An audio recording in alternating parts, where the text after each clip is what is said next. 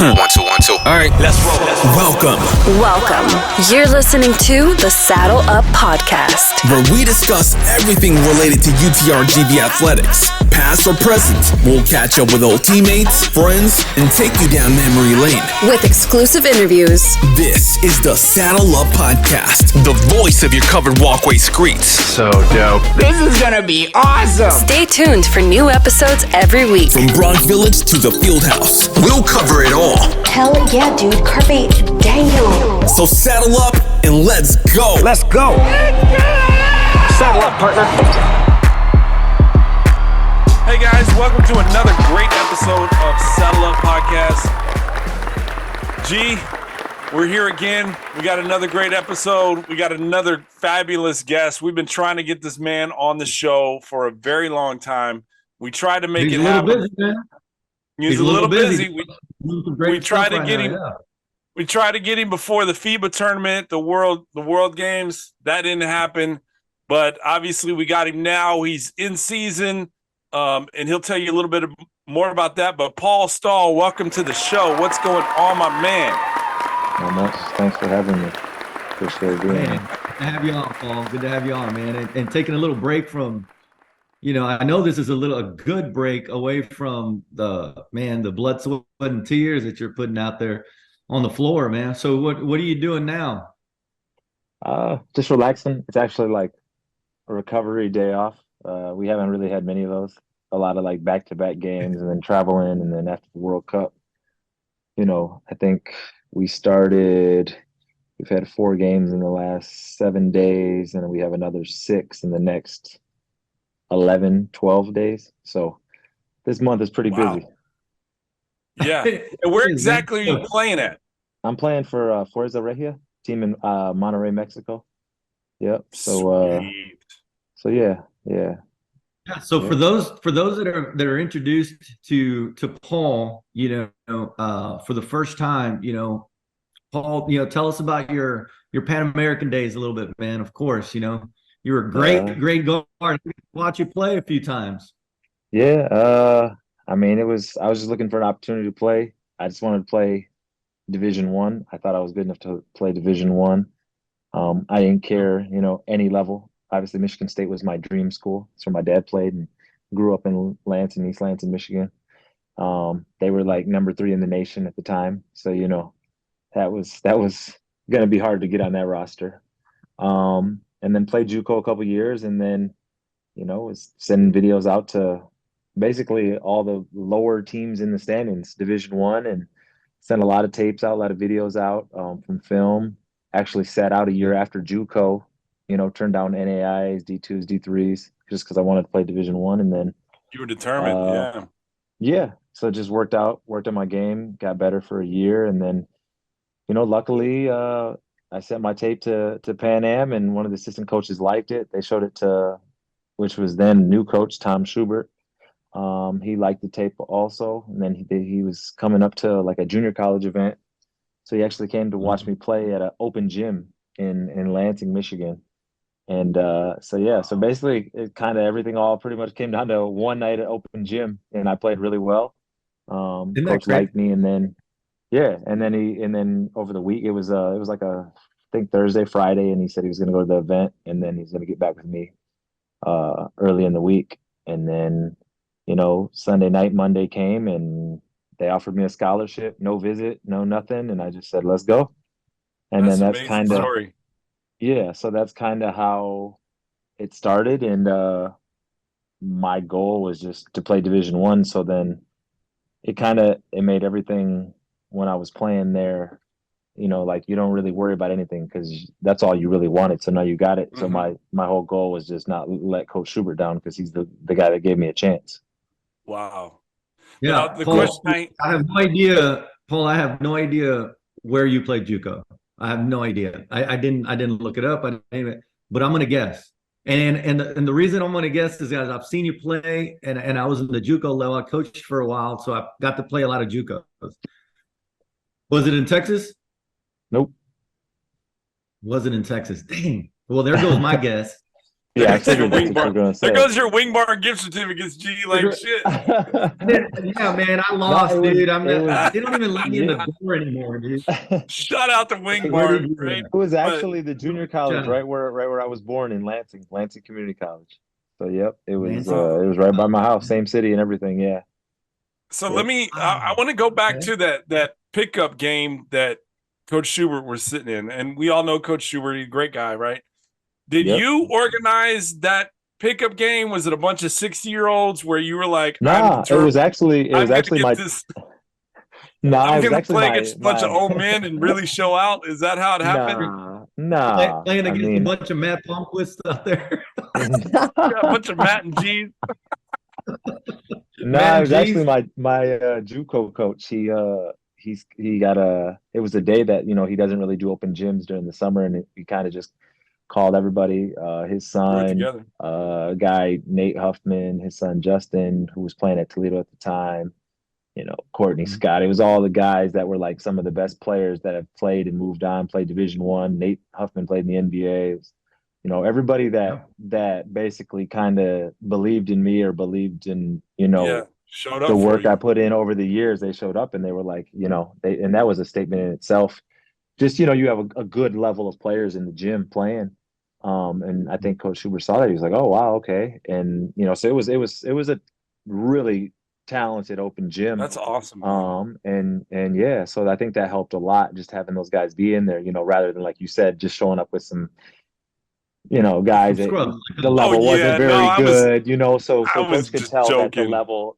No, but he had a pretty good idea. You had guys that played in the Big Ten, the MAC, NBA. It was overseas. It was really good levels. So, but I mean, that's how the junior college open gym runs used to be. So Yeah. So he pulls you. We had Dex on the show a couple episodes ago, and I was wondering before I asked my question, where is your Dex jersey? Because Dex rocked your jersey on this episode. Yeah, you need to get a Dex jersey. I at least need come like on. a Outback, like CEO, president, something like a polo or something, right? We're gonna get Dex on that. Up. Yeah, we're gonna send him this clip, right? But it's job, man. It's our job to come up and figure this out. Like, we need to do this. We're the ones that need to get Dex's we're trying to connect everybody again. So put that on the list, G, of things we gotta do, right? So, but my question was gonna be, so the run happened in the summer.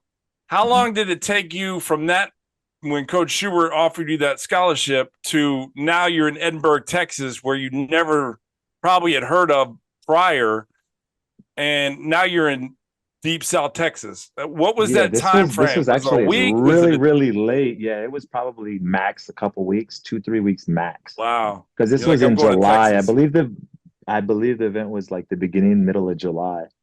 Because it was kind of like a late period, Yep. It was super late. Yeah.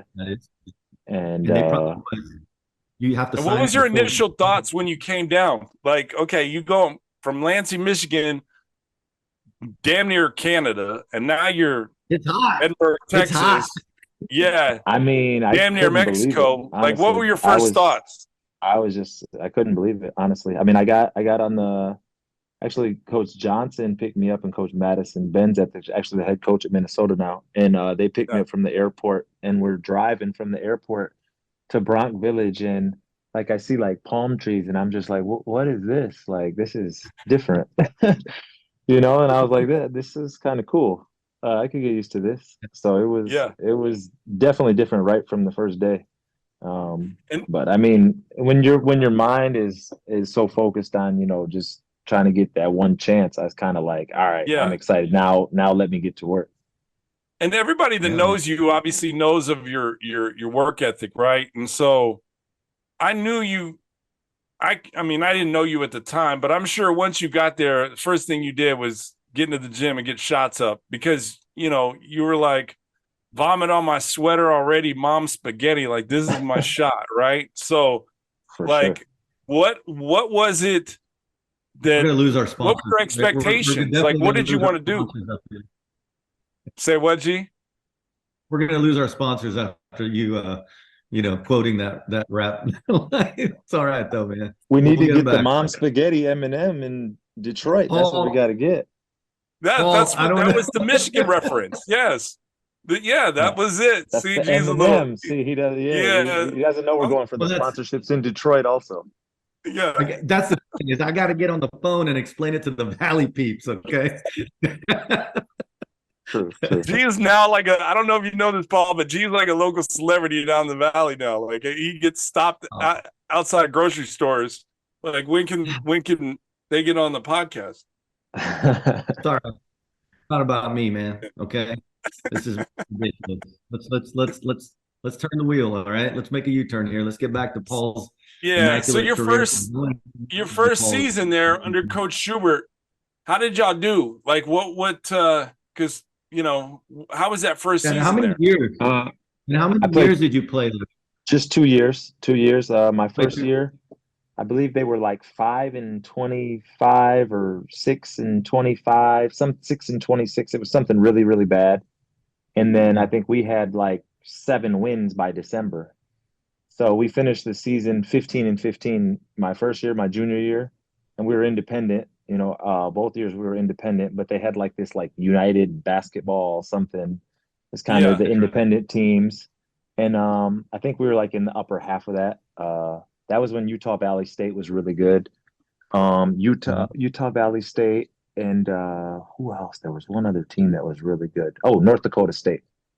Yep. They had like a whole like class of guys when they were D2 that they just redshirted all like 11 guys as freshmen so they could transition D1. And then a couple of years later, that was when they made the tournament actually. Oh, that's right. But was A&M Corpus Christi independent at that time too? Nope, they were in the Southland. Oh, okay.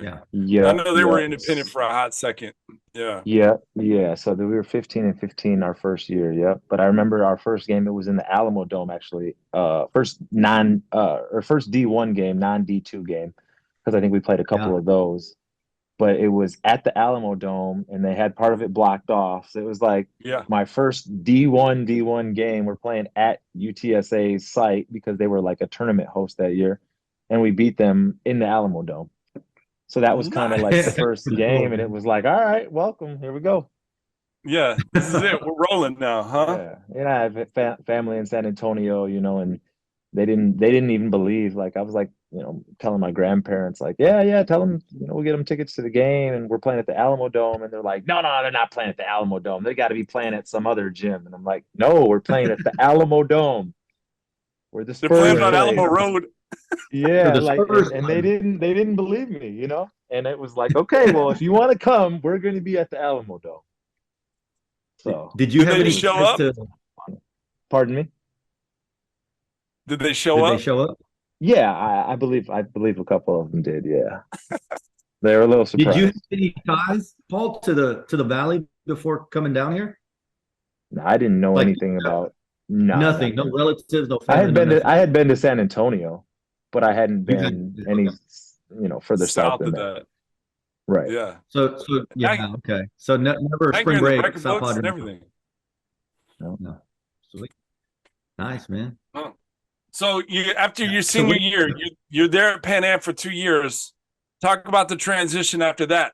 I mean, now you're a pro, right? You're Mexican national team playing in the Mexican League. Obviously, like how did that come about? Yeah, at the end of my junior year, some people started telling me, hey, you're Mexican, you can play pro, and I was like, pro where? Like all I ever thought was overseas. And then I had a pretty good senior year. We played well as a team, did well individually, statistically. And then, some of the people from Mexico started saying, hey, you can come play in Mexico. And, obviously I didn't think it was very good or have a high impression of it just because you don't know. And then I started, watching YouTube videos and stuff like that. I don't even know if it was YouTube back then, but they had videos, and it looked like pretty good. Gyms were packed and offered good money and stuff. So I was like, okay, actually, it's actually better money than like beginner jobs in Europe as a rookie. So that was kind of why I just said, okay, well, I think I'm going to try this, and then started playing, and I had a really good rookie season. I think I led the league in assists my rookie year, first or second in the league in assists. So that kind of helped me break on the stage as a pro, in the Mexican league, and then a couple good years, and then the whole called me for a tryout to the national team, and then made the national team. And then our first tournament, we played in the Central American Games 2010, and we took the silver medal, and that was like the first medal Mexico's national team has gotten in like 25 years or something. Wow. So they were that kind of the core group of young guys, yeah. It was a little bit of a buzz. We had older veteran guys, and then like a younger group. So it's kind of like older generation, half the team, young guys. And then we carried that over. 2011, we got another medal in the Pan Ams. So then that was kind of where it really people started like taking notice. But best player you've ever played against? Yeah. Best player I ever played against. Oof, that's tough. Because you played against if I'm not mistaken, you played against the U.S. team, right? Yeah. Yeah. Yep. Who was on that U.S. team? James Harden, Kyrie Irving, Steph Curry, Derrick Rose. They're okay. DeMarcus Cousins. They can play. Klay Thompson. I mean, we played Steph preseason also when I was with my team, Maccabi Haifa in Israel. Steph, Draymond, Klay. Draymond actually was a rookie that year. Wow. So, yeah, we played them. I mean, statistically and on paper, you'd probably say Steph, honestly. Just after, another championship and the three-point records and just probably the best shooter ever, probably say Steph. That's crazy. That's insane. That's pretty neat, man. And you know what? I mean, you started when? In 09 or 10? 2010? Professionally? Like playing professionally? Yeah. Yeah, 09 basically. 08, 09, yeah. But you're considered a vet. Yeah, this is my 16th year. Dang, Paul. He's a little me and LeBron were both 2003 high school. He just didn't go to college. Yeah. That's right, man. That's right. Yeah. Pretty cool though. College with the 1 year off in between. We were both 2003 though. Wow. Yeah. That's right. The longevity. Fun fact right there. That's a fun fact. That's a fun fact. You can ask that question right there, man. Yeah. Paul has that in common. What does Paul have in common with LeBron James? That is a great question. We're going to use that one. That is a great question, G. So Paul, you get to Edinburgh, right? And your favorite place to eat, man. I know I'm jumping right in because food is a staple on this show. All right. Yep. Food is a staple. And coming from Michigan, whatever, obviously, did you ever have Mexican food like you did in the Valley, or was that even your favorite food? Or no, in Mexico, in Texas, it was really good. We used to go to Trevino's. That was the botanas. Those were bomb. There was one place. There was the Tony Roma's. I know that's like more American, whatever, but like we loved that place. Yeah. Right on 10th Street. Yep, right across the mall. Yeah. Me and Ben, we used to have the little Wendy's coupons. So we would just put them because I would always use his truck. So we would my dad, he would send us like Wendy's coupons and we put them in the middle of the car. So just like, oh, we're going to Wendy's. And like, okay, here. Oh, we have money. Okay, we got money today, So we'd go to Wendy's a lot. Wow. When you say Ben, who are you talking about? Your teammate? Ben Smith. My God. We got to get Ben in the show, man. PSJ, PSJ North. Yeah. Yeah. We were just talking about Ben the other day. Mm-hmm. We were. You were shooter, Paul. You were Ben. Oh, shit. Ben could shoot. Me for sure now, but back then it was really close. Seriously. Yeah. He never really like got the chance to really show what he could do, but he could really shoot, and then, it's hard when you don't, when the coach gives you confidence, and they're not pulling you after 2-3 minutes and in and out and in and out. But when he had confidence and stuff, I mean, yeah, he could shoot. He could. I saw him play in high school. I was blown away. I was like, wow, this kid can play. Yeah. Really competitive. That's what people, that's a, you know, with the Mexican blood, and, you know, you get that competitiveness. We compete, you know? Yeah. Speaking of that time, man, and we always want to take people down memory lane, you know. Favorite time, man. Favorite favorite game or favorite memory at UT Pan American. You know, can you kind of pull that out of your memory bank? You got to pull it like those windy coupons out of the middle of that truck. Like that. No, probably one game we were playing Houston Baptist. They had just transitioned to D1, and Coach Schubert had been telling us, you know, leading up to the game, they had a guy from like Purdue. They had all these like 4 like high major transfers, and the coach was doing interviews saying how, you know, we were no good and this and that, and just kind of like really like arrogant coming into the game. And Coach really got us hyped up for the game. Like, this guy played at Purdue, this guy played here, this guy played there.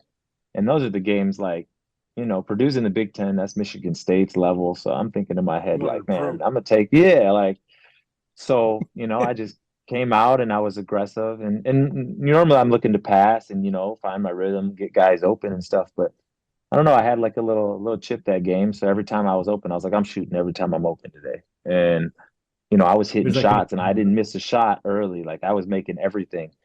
And then we got off to like a 20-25 point lead. We were smacking them, and they made a crazy run at the end, you know, and I think they got it down to like 8-10 points or something, and then made some free throws or whatever. And then after the game, I was just so excited, just because we, you know, it's just one of those games where you just wanted to play well. You wanted to beat those guys. And they're like, you know, the interview guy comes up and he's like, man, you played phenomenal. You had 37 points, 9 rebounds, or 9 assists, 7 rebounds or something. And I was like, what? Like, because I didn't really realize it. You were just in it. Just because I was like, and I knew I was playing well, but I didn't realize, you know, I kept getting fouled. But I think I was like 16 for 16 from the free throw line. It was all threes and free throws, not 1 2-pointer. Now, did y'all play them up in Houston, or was it? No, it was at Pan Am. Oh, wow. Yep, it was at Pan Am. So you sent them home. You sent them back on the bus. Yeah. Yeah, and that was pretty cool because then people started, you know, I think that was the most points. This was like 2008, I think, and that was the most points somebody scored since Myrie. And then I was like, Myrie, I know him. Like, that dude could play. Yeah, Myrie. So that was like just a really cool moment because, you know, we won the game. I don't know if you saw this. I don't know if you saw Myrie's episode, but he talked about that 49-point game that he had. And he got thrown out with like 5 minutes left. He got thrown out of the game. 50. But he couldn't get 50 because he got thrown out arguing a call. He still kicks himself in the ass about that. But Myrie had that 49-point game. So I wish I would have seen him play in college. You know, that would have been fun. He was solid, man. It was ridiculous. Yeah, it was ridiculous. It sounds like that you hadn't seen that. Yeah, like, I mean, I'd go watch him play, and I'm like, man, I've never seen anybody do that in a game. That was that. Right. He was that. He had that kind of impact. Yeah, that's crazy. So, Paul, what's up now, man? What's next few days, man? What do you all do? What do you got upcoming for yourself? And we just played 2 nights in a row. We won, so we lost a couple games after the cup. We just won the cup last week. It's like the first time ever they did a mid-season cup, and we won that. We were in first place. We won that.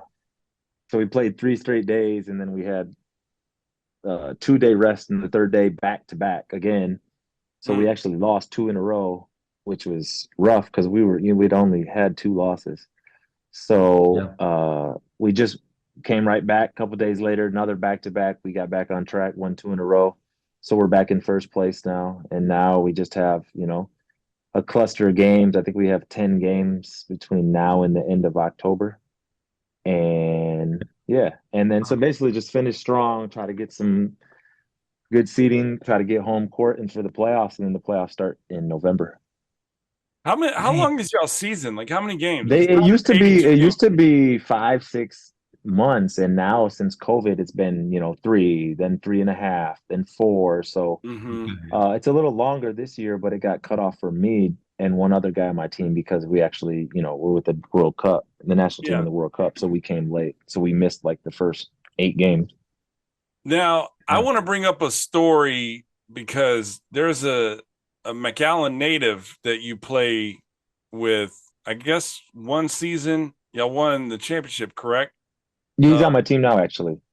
Really? So Yeah. talk to us about JJ. What do you want to know? Just the good stuff, Paul. Just the good stuff, Paul. Yeah. Nah, he came my first year. That was actually when I first came here. He signed right before the playoffs. Played, big guy, energy, pick and pop, shooter. Just kind of random that, have the McAllen ties and we're on the same team. So we've played together every year I've been here. Wow. Yep. He's still killing it.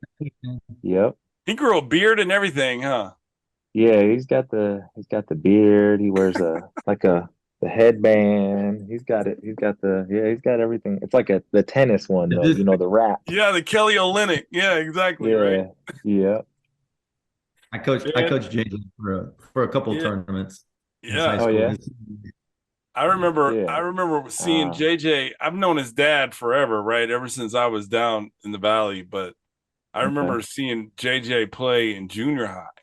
And then he went to really good shooter, high. Energy, rebounder. Yep. Yeah. And that he was kind of that during that transition power forwards being able to bring up the ball, like rebound, just take it up the floor, right? And he played that freshman year for Coach Swift, and Coach Swift said, "Hey, you're going on varsity," and played 4 years on varsity, and it revolutionized.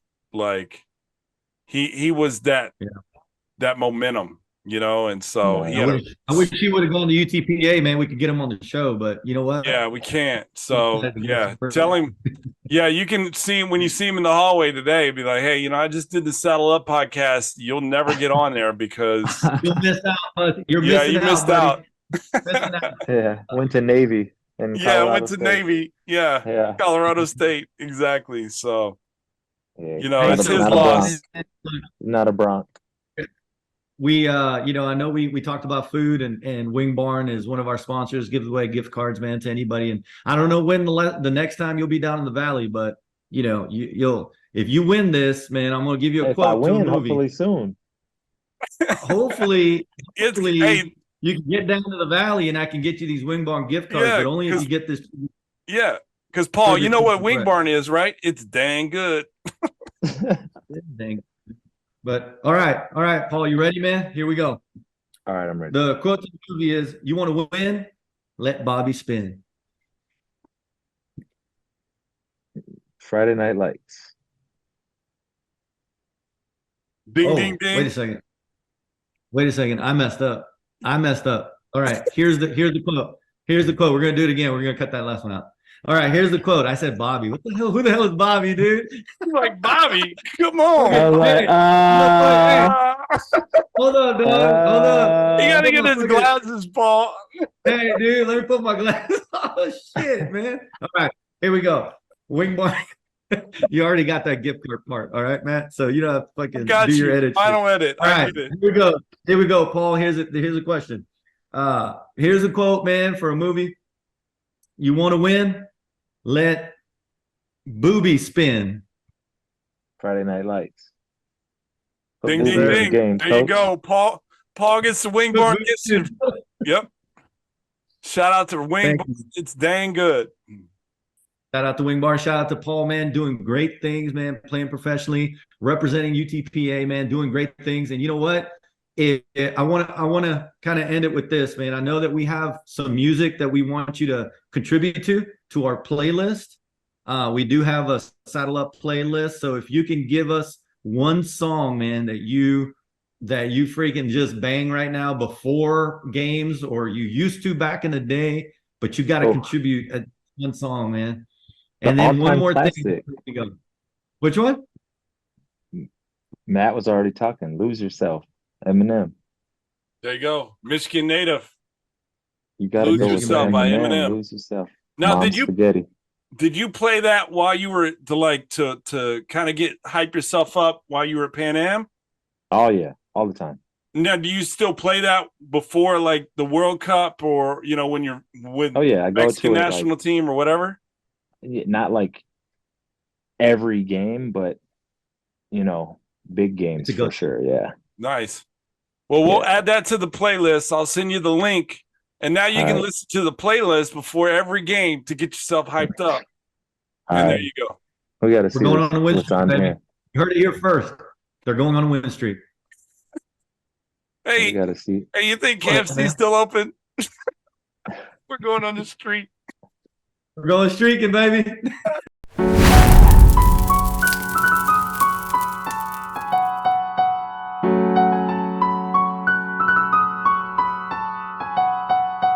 Like we weren't supposed to come up with something this clean.